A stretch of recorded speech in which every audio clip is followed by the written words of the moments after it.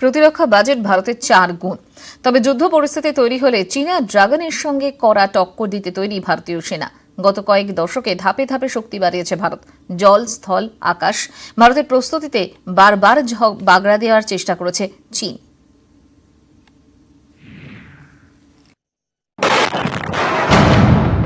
হাতি বনাম ড্রাগন, কখনো দোস্তি কখনো কুস্তি। প্রতিরক্ষা বিশেষজ্ঞরা বলেন দুপক্ষই বলে কম, দেখায় বেশি। প্রতিরক্ষা বিশেষজ্ঞরা বলেন নিজেদের ব্রহ্মাস্ত্রগুলো সযত্নে লুকিয়ে রাখে ভারত ও চীন। মুখোমুখি যুদ্ধ হলে কে এগিয়ে, কার হাতে কত অস্ত্র, কোনো দেশই এ নিয়ে উচ্চবাচ্য করে না। পরমাণু শক্তিধর দুটি দেশই এ নিয়ে অত্যন্ত সতর্ক। হাতে গোনা কয়েকটি সংগঠন বছরভর এ নিয়ে সমীক্ষা চালায়, রিপোর্ট প্রকাশ করে, সেটাই একমাত্র সূত্র। প্রতিরক্ষা বাজেট থাকে ভারতের 3,90,000 কোটি টাকা, চীনের 14 লক্ষ কোটি টাকা। যুদ্ধ বিমান ভারতের হাতে আছে 2082টি, চীনের হাতে 3180টি। সামরিক হেলিকপ্টার ভারতের হাতে 692টি, চীনের হাতে 1004টি। সামরিক ট্যাঙ্ক রয়েছে ভারতের হাতে 4184টি, চীনের হাতে 13,050টি। প্রতিরক্ষা বিশেষজ্ঞরা বলছেন সীমান্তের ভৌগোলিক পরিস্থিতিও অন্যতম বড় ফ্যাক্টর। সেখানে কোথাও অ্যাডভান্টেজ ভারত, কোথাও এগিয়ে চীন। গত 6-7 বছরে দুপক্ষই ব্যাপকভাবে ঘর গুছিয়েছে, যেমন ক্ষেপণাস্ত্র। ভারতের হাতে অগ্নি 5 রয়েছে।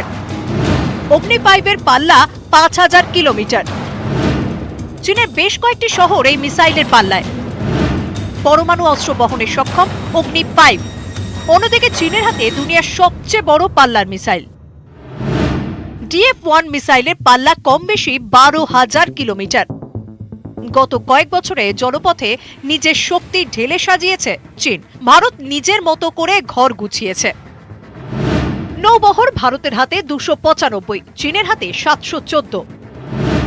সাবমেরিন রয়েছে ভারতের হাতে 16টি, চীনের হাতে 76টি।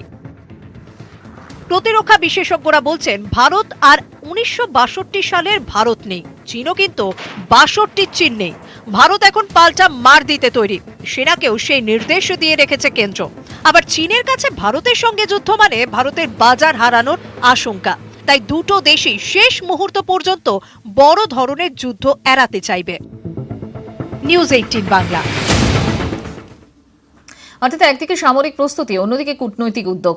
চীন নিয়ে ট্র্যাক 2 ইনিশিয়েটিভের রাস্তায় হাঁটছে নরেন্দ্র মোদী সরকার। কূটনৈতিক পথে উত্তেজনা কমানোর দায়িত্বে বিদেশমন্ত্রী এস জয়শঙ্কর। আর অন্যদিকে চীনা সেনাকে সমঝে দেওয়ার ক্ষমতা দেওয়া হলো ভারতীয় সেনাকে।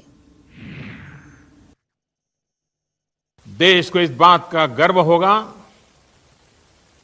कि वे मारते मारते मरे हैं। গালওয়ানে রক্তক্ষয়ী সংঘর্ষ। মঙ্গলবার দিনভর এ নিয়ে টু শব্দ করেনি মোদী সরকার। বুধবার সকালে কেন্দ্রীয় প্রতিরক্ষা মন্ত্রীর নেতৃত্বে গুরুত্বপূর্ণ বৈঠক হয়। বৈঠকে ছিলেন চিফ অফ ডিফেন্স স্টাফ, 3 বাহিনীর প্রধান, জাতীয় নিরাপত্তা উপদেষ্টা। বৈঠকের পরে কেন্দ্রীয় প্রতিরক্ষা মন্ত্রী টুইটে লেখেন, সেনাদের মৃত্যু বেদনাদায়ক। তারা সাহসিকতার পরিচয় দিয়েছেন। কর্তব্যে অবিচল থেকে তারা আত্মত্যাগ করেছেন, জীবন বাজি রেখেছেন সেনারা। এটাই ভারতীয় সেনার ঐতিহ্য। দেশ তাদের এই লড়াই, আত্মত্যাগ ভুলবে না। এই বৈঠকে স্থির হয় ভারতীয় সেনাকে পরিস্থিতি মোকাবিলায় পুরো ক্ষমতা দেওয়া হবে। বাড়তি সরঞ্জাম ও রসদ পাঠানোর নির্দেশ। কমান্ডিং অফিসারদের সিদ্ধান্ত নেওয়ার ক্ষমতা থাকবে। যে কোনো পরিস্থিতিতে সেনাকে তৈরি থাকার নির্দেশ। গালওয়ান নিয়ে কেন্দ্রের তরফে এটাই প্রথম বার্তা। এরপরে চীন পরিস্থিতি নিয়ে দেশবাসীর সামনে আসেন প্রধানমন্ত্রী। विक्रम और वीरता भी उतना ही हमारे देश के चरित्र का हिस्सा है। मैं देश को भरोसा दिलाना चाहता हूं, हमारे जवानों का बलिदान व्यर्थ नहीं जाएगा। देश को इस बात का गर्व होगा कि वे मारते मारते मरे। চীন পরিস্থিতি নিয়ে আগামী 19 জুন সর্বদল বৈঠক ডেকেছে কেন্দ্র। বিরোধীদের লাগাতার দাবির মুখেই কেন্দ্রের এই সিদ্ধান্ত। কূটনৈতিক পথে সমাধান সূত্র খুঁজতে বিদেশ মন্ত্রকও সমান তৎপর। ফোনে চীনা বিদেশমন্ত্রীর সঙ্গে কথা বলেন ভারতের বিদেশমন্ত্রী। তারপরে বিদেশ মন্ত্রকের তরফে জানানো হয় গালওয়ানে চীনের অবৈধ নির্মাণ ভাঙাকে কেন্দ্র করে সংঘর্ষ শুরু হয়। ভারতের এলাকায় অনুপ্রবেশের চেষ্টা হয়েছে, অথচ ভারত চীন দুদেশই তেমন কিছু করবে না বলে প্রতিশ্রুতিবদ্ধ। ভবিষ্যতে এই ধরনের ঘটনা এড়াতে আরো দায়িত্বশীল হতে হবে। শি জিনপিং প্রশাসনও পাল্টা চাপ দিচ্ছে। তাৎপর্যপূর্ণভাবে বুধবারই ভারতকে নিশানা করেছে চীন। গালওয়ান সহ গোটা উপত্যকা চীনের ভূখণ্ড। ভারত অনুপ্রবেশ করাতেই সমস্যা হয়েছে। চীন আর নতুন করে সংঘর্ষ চায় না, তবে ভারতকে চীনের এলাকা ছাড়তে হবে। নরমে গরমে দুপক্ষই বুঝিয়ে দিচ্ছে সংঘর্ষ এড়িয়ে চলাটাই এখন প্রায়োরিটি। নিউজ 18 বাংলা। চীনের প্রতিশ্রুতি ভঙ্গ। গালওয়ানের পয়েন্ট 14-তে ঘাঁটি গেড়ে গিয়েও ফিরে আসে চীনা সেনা। ভারতীয় এলাকায় নতুন করে ঘাঁটি গাড়ার তোড়জোড় শুরু করে চীন। ভারতীয় সেনা সেই অবৈধ তাঁবু ভেঙে দিতে গেলে শুরু হয় রক্তক্ষয়ী সংঘর্ষ।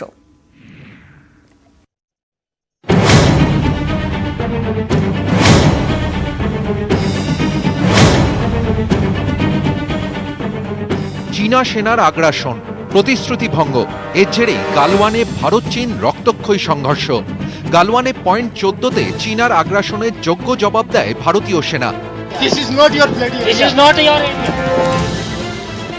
তারপরই ভারতীয় সেনার ওপর হামলা পিপলস লিবারেশন আর্মি বা পিএলএর। গালওয়ানে পয়েন্ট 14, গালওয়ানের মধ্যে উচ্চতম পয়েন্ট। বহুদিন ধরেই চীনের সেনার নজরে এই এলাকা। পয়েন্ট 14-তে ভারতীয় এলাকা দখল করেছিল চীনা সেনা। তাঁবু খাটিয়েছিল কয়েকশো চীনা পিএলএ সদস্য। গত 6 জুন সেনা স্তরে বৈঠকের পর দুপক্ষই সেনা সরানোর সিদ্ধান্ত নেয়। সেখানেই সিদ্ধান্ত হয় পয়েন্ট 14 সহ 14টি জায়গা থেকে সরবে চীনা সৈন্য। কিন্তু পয়েন্ট 14 ছেড়ে চলে গেলেও ফের ফিরে আসে চীনা সৈন্য।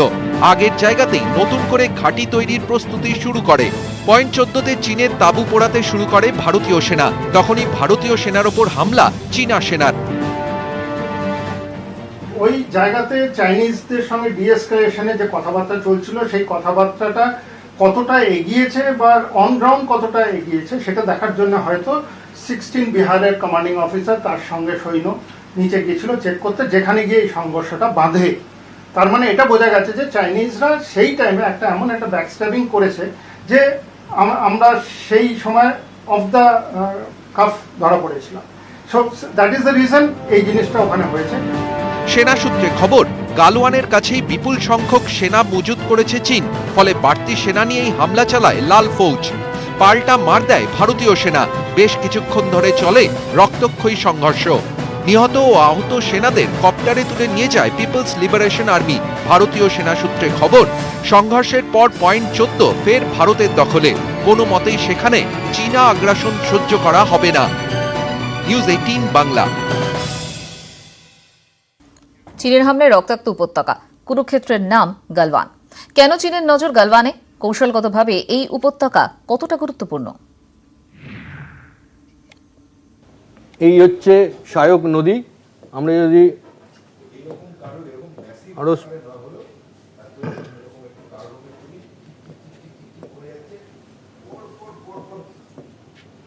এই যে নীল জায়গাটা দেখা যাচ্ছে, এইটা হচ্ছে শায়ক নদী। এইখানেই হচ্ছে প্রকৃত নিয়ন্ত্রণ রেখা। এই প্রকৃত নিয়ন্ত্রণ রেখার এদিকটা হচ্ছে চীন, এদিকটা হচ্ছে চীন, আর এই দিকে হচ্ছে ভারত। এইদিকে ভারত। এই প্রকৃত নিয়ন্ত্রণ রেখায় মুখোমুখি রয়েছে চীন আর ভারত। একেবারে ভারতীয় সেনা এতদিন ধরে মুখোমুখি দাঁড়িয়েছিল, চোখে চোখ রেখে, সংঘাতের আবহ। তারপরই এই জায়গাতেই সংঘর্ষটা বাধে, গালওয়ান উপত্যকায়। এই যে ছোট ছোট বিন্দুর মতো দেখা যাচ্ছে এখানে, এখানে স্পষ্ট করে দেখা যাচ্ছে না, এটা আরো পরের প্লেটে আমরা আরো জুম করে দেখাবো। এই বিন্দুগুলোই হচ্ছে চীনা সেনার বাংকার। সেখানে তারা ট্যাঙ্ক বাংকার নিয়ে একেবারে প্রস্তুত হয়ে ছিল। বেশ কয়েকদিন ধরেই তারা ক্রমশ সেখানে চীনা সেনার সংখ্যা বাড়ছিল। এমন একটি জায়গায় গালওয়ান, যেখানে কিন্তু ভারত এবং চীনের সেইভাবে কোনোদিনই সেরকম বিবাদ হয়নি। কিন্তু এই গালওয়ান স্ট্র্যাটেজিক্যালি এখন এতটাই ইম্পর্টেন্ট হয়ে গেছে যে চীন টার্গেট করেছে সরাসরি একদম গালওয়ানকে, এবং সেখানেই সেই জন্য সবচেয়ে বেশি চীনা সেনা সেখানেই মোতায়েন করা হয়।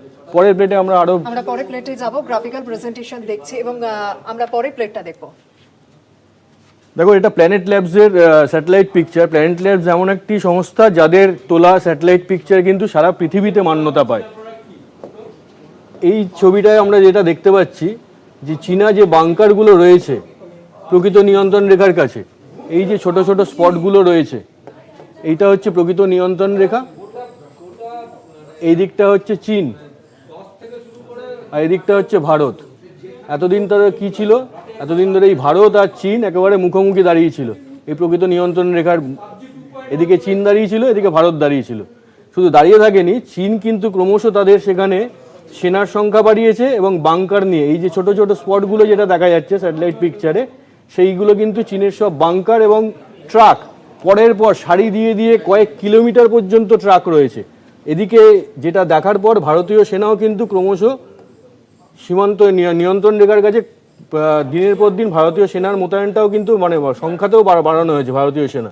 এই সংঘাতের আবহই চলছিল এতদিন ধরে, যা গত সোমবার রক্তক্ষয়ী সংঘর্ষের আকার নেয়। This is not your area. This is not your area.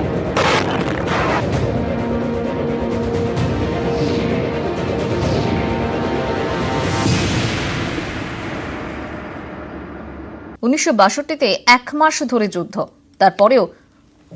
তারপরেও বিবাদ থামেনি, বারবার সংঘর্ষ। ৬৭তে সিকিমে, ৭৫-এ অরুণাচলে।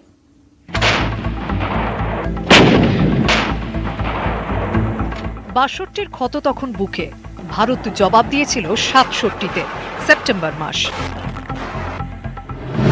সিকিমে চীনা অনুপ্রবেশ রুখতে কাঁটাতারে বেড়া দিচ্ছিলেন ভারতীয় সেনা জওয়ানরা।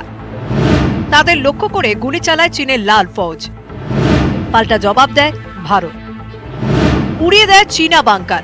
নাথুলাতে ধাক্কা খাওয়ার পরে চোলাকে টার্গেট করে চীন, কিন্তু ভারতীয় সেনার প্রতিরোধের মুখে পিছু হটতে হয়। এর ৮ বছর পরে ফের ভারত চীন মুখোমুখি। ১৯৭৫ ভারত চীনের মধ্যে সেই শেষ সংঘর্ষ, যাতে মৃত্যু হয় ভারতীয় সেনার। গত মে মাসের শুরু থেকেই সীমান্তে ভারত চীন সংঘাতের আবহ, কিন্তু ৪০ বছর আগে পরিস্থিতি ছিল একেবারে অন্যরকম। ১৯৭৫ সালে ২০ অক্টোবর অরুণাচল প্রদেশে সীমান্ত তখন শান্ত। ভোরে প্রকৃত নিয়ন্ত্রণ রেখা ধরে রুটিন টহলদারিতে বেরোন অসম রাইফেলসের ২৫ ব্যাটালিয়নের জওয়ানরা। সমুদ্র পৃষ্ঠ থেকে ১২৪০ মিটার উচ্চতায় থাকা মাগো গ্রাম ছেড়ে টহলদারি দল আরো উপরে ওঠে, হিমালয়ের কোলে দুর্গম এবং প্রত্যন্ত তুলুংলায়ের দিকে। মাগো গ্রামের মতোই কৌশলগত দিক থেকে অত্যন্ত গুরুত্বপূর্ণ ৪৮৬৩ মিটার উঁচুতে থাকা তুলুংলা। প্রায় ১৫ দিন পরে সেনার একটি বার্তা প্রকাশ্যে আসে। জানা যায়, সেদিন তুলুংলাতে পৌঁছানোর কিছুটা আগে চীনা সেনা এলোপাথারি গুলি চালাতে শুরু করে। শহীদ হন অসম রাইফেলসের ৪ জওয়ান। ৪৫ বছর পরে আবার, এবার গুলি গোলা চলেনি, তবে চীনা হামলায় ফের ভারতীয় সেনার মৃত্যু। এবার লাদাখের গালওয়ান উপত্যকায়। নিউজ 18 বাংলা।